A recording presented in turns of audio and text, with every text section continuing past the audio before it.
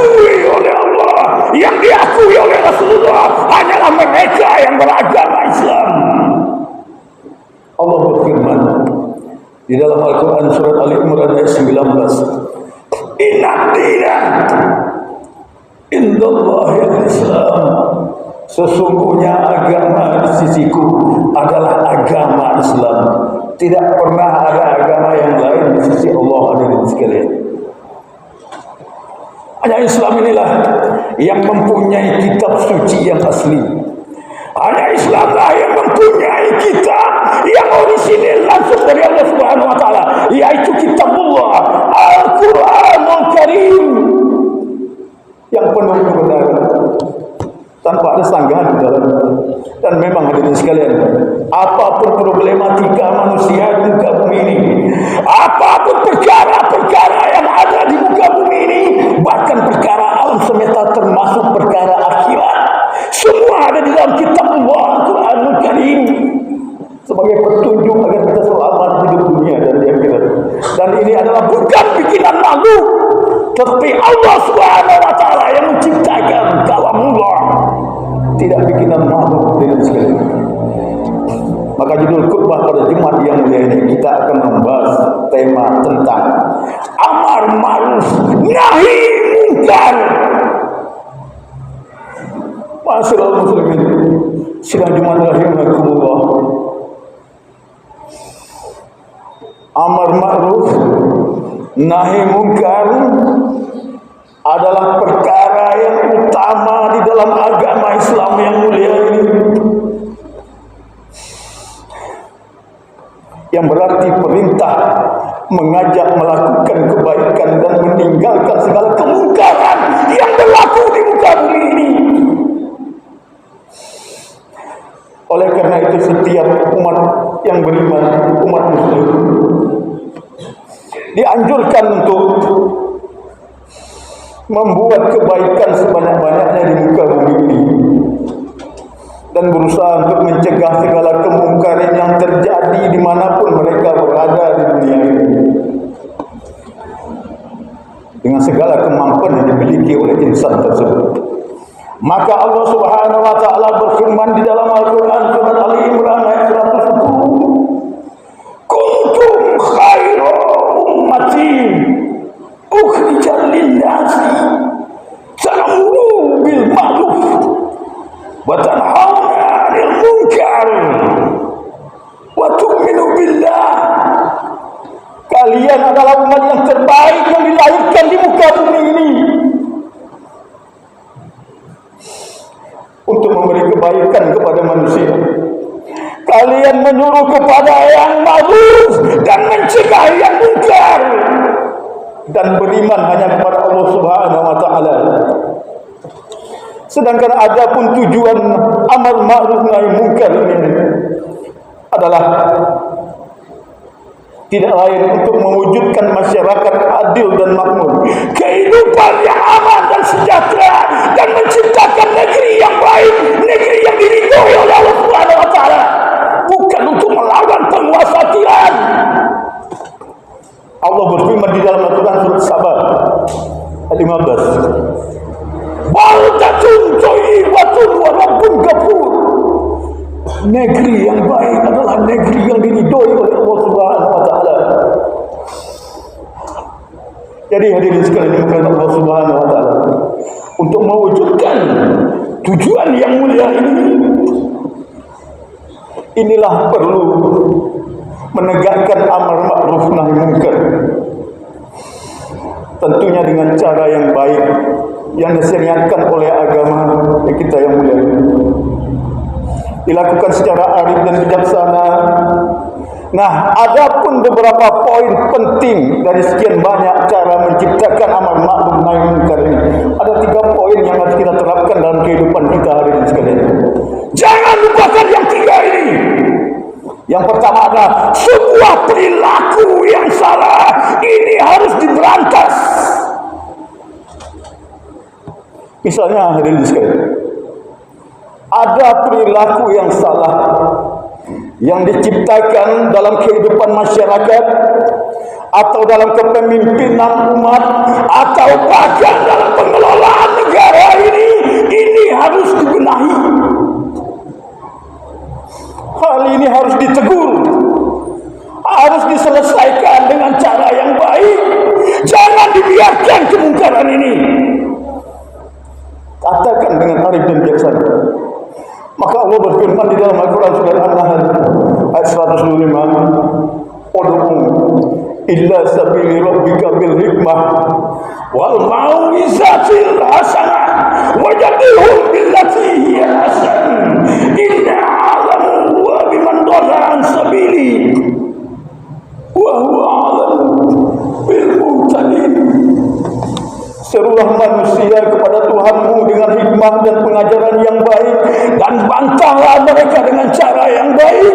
Sesungguhnya Allah mengetahui siapa di antara kalian yang tersesat, dan hanya Allah yang mengetahui siapa di antara kalian yang diberi petunjuk oleh Allah Subhanahu wa taala.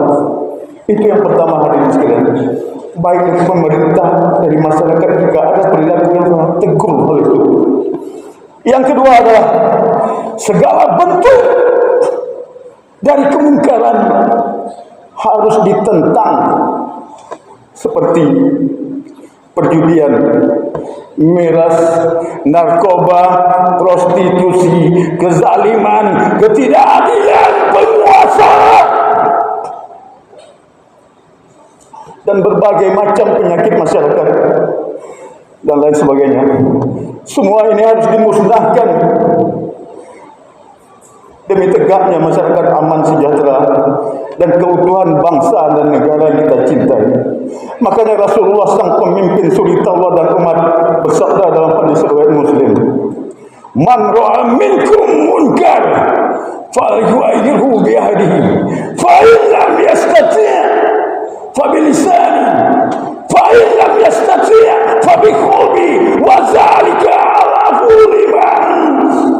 Jika di antara kalian melihat kemungkaran sekitarmu, maka cegahlah dengan tanganmu. Jika kalian tidak sanggup, cegahlah dengan lisanmu. Dan jika kalian masih tidak tersanggup, cegahlah dengan hatimu. Inilah selemah-lemah iman manusia.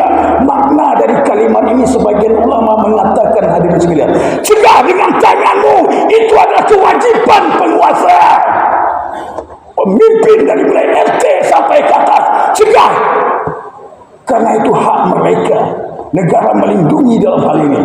Cegah dengan tanganmu, lalu cegah dengan lisanmu. Ini adalah kewajiban para ulama, para ustaz, para pendakwah. Dengan lisan mereka mencegah segala kemungkaran. Dan dengan hati, mari berdoa bersama agar negara ini tidak, kampung kita tidak ada kemungkaran, hadirin sekalian. Itu selama-lama iman dengan doa kepada Allah Subhanahu wa taala. Yang ketiga, hadirin sekalian, suatu tindakan yang benar harus ditegakkan. Nah, kebenaran harus diperjuangkan dan dipertahankan, karena inilah jihad yang mulia dalam agama ini. Dan perkara jihad ini adalah, hadirin, perkara yang nomor satu di dalam agama Islam ini. Jihad fisabilillah dengan menegakkan amar ma'ruf nahi munkar. Tetapi memang, hadirin sekalian, kebenaran, kebatilan akan selalu berbenturan. Tidak ada kebenaran jalan sendiri, tidak ada kebatilan jalan sendiri. Mereka akan beradu terus sampai dunia kiamat. Tetapi ingat, Allah berfirman dalam Al-Quran surat Al-Isra ayat 8, "Wa qul ja'al haq wa zahaqal batil inna batilan kana zahuqan." Katakanlah bahwa akan datang kebenaran dan akan lenyap kebatilan. Sesungguhnya kebatilan itu pasti akan sirna, kata Allah. Yakin, hadirin sekalian, tetap di jalan yang benar. Ikhwatal iman rahimakumullah. Jadi intinya, hadirin sekalian, bibit dari kehancuran, dari keruntuhan masyarakat dan bangsa ini apabila masyarakat itu mendiamkan segala kemungkaran, pura-pura tidak tahu ada kemaksiatan, itu didiamkan oleh masyarakat. Jika hal ini didiamkan, hadirin sekalian, maka akan menjadi budaya di tengah-tengah masyarakat.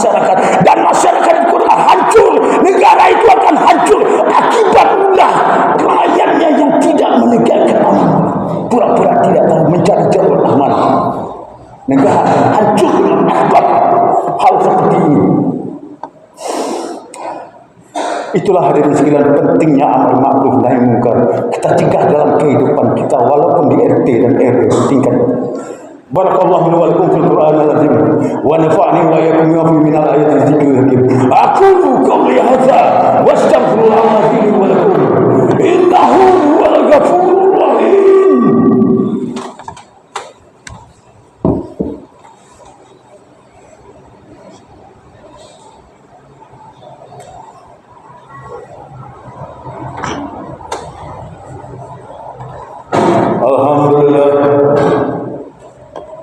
Alhamdulillahil hamdan katsiran kama amara wantahu amma nahaa wa hadara wa asyhadu an la ilaha illallah al-wahidul qahhar wa asyhadu anna muhammadan abduhu wa rasuluhu sayyidul abrar fa shalawatullahi wa salamuhu alaihi Allahumma shalli wa sallim wa barik ala Muhammad wa ala alihi wa sahbihi ajmain.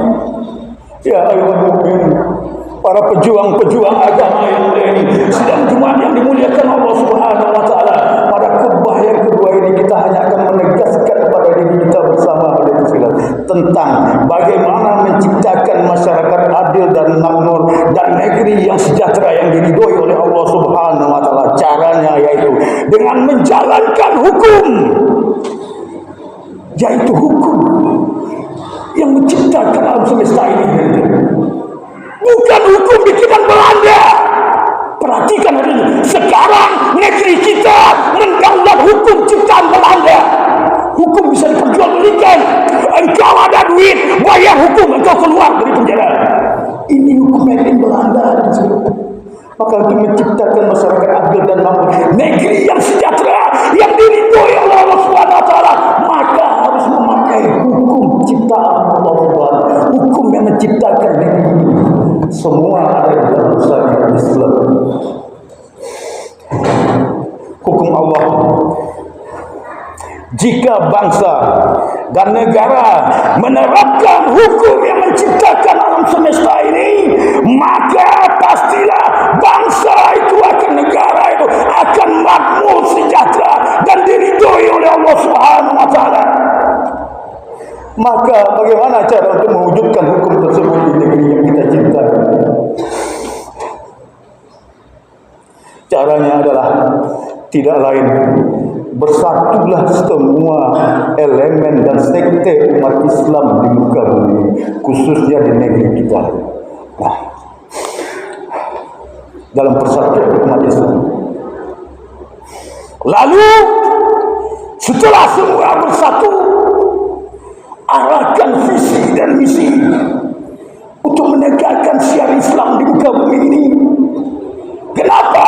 Karena ini adalah perintah dari Allah Subhanahu wa taala dari zaman Nabi Adam sampai saat kita saat ini, sampai dunia kiamat kelak. Tegakkan syiar Islam, khususnya kita sebagai khalifah Allah di muka bumi. Tiada niat lain selain daripada tegakkan syiar Islam di muka bumi ini.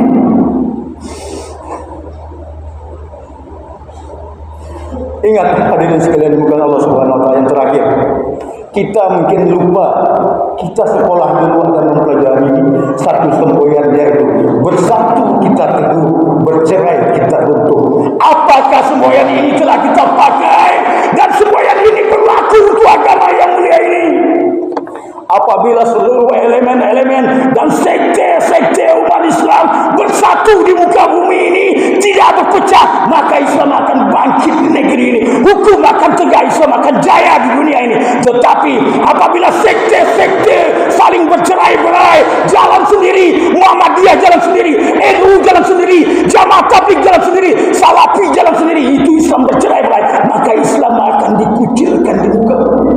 Perhatikan, jangan bercerai-berai, bersatu dalam persatuan Islam. Yakin hari ini pasti Islam akan bangkit. Jadi tegakkan syiar Islam, selamatkan umat, selamatkan agama, menegakkan amar ma'ruf nahi munkar. Berarti kita telah menyelamatkan negara yang kita cinta ini. Hadirin sekalian, tidak ada cara lain selain tegakkan syiar Islam di muka bumi, hukum yang menciptakan alam semesta. Demikianlah khutbah yang singkat ini hadirin sekalian. Semoga dapat menjadi pembelajaran untuk kita tentang pentingnya jihad fisabilillah, menegakkan amar ma'ruf, perkara yang satu di dalam agama kita. Inna Allah wa malaikatahu yusalluna 'alan nabi ya ayyuhallazina amanu sallu 'alaihi sallimu taslima. Allahumma salli ala Muhammad wa ala ali Muhammad kama shallaita ala Ibrahim wa ala ali Ibrahim wa barik ala Muhammad wa ala ali Muhammad kama barakta ala Ibrahim wa ala ali Ibrahim fil alamin innaka Hamidum Majid. اللهم اغفر للمسلمين والمسلمات والمؤمنين والمؤمنات الأحياء منهم والأموات إنك سميع قريب مجيب الدعوات.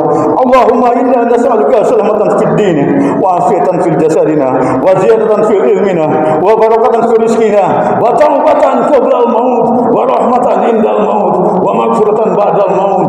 اللهم أعن علينا في سكرة الموت والنجاة من النار والعفو عند اللسان. اللهم افتح لنا أبواب الخير وأبواب البركة وأبواب النعمة وأبواب الرزق وأبواب القوة وأبواب الصحة وأبواب السلامة وأبواب العافية وأبواب الجنة برحمتك يا أرحم الراحمين. اللهم أعز الإسلام والمسلمين. اللهم انصر إخواننا المسلمين المجاهدين في فلسطين. اللهم ثبت إيمانهم وأنزل السكينة على قلوبهم ووحد صفوفهم. اللهم دمر اليهود وإسرائيل وسدد شملهم وفرج جميعهم. اللهم انصر على المجاهدين على أعدائنا وعلى عادهم برحمتك يا أرحم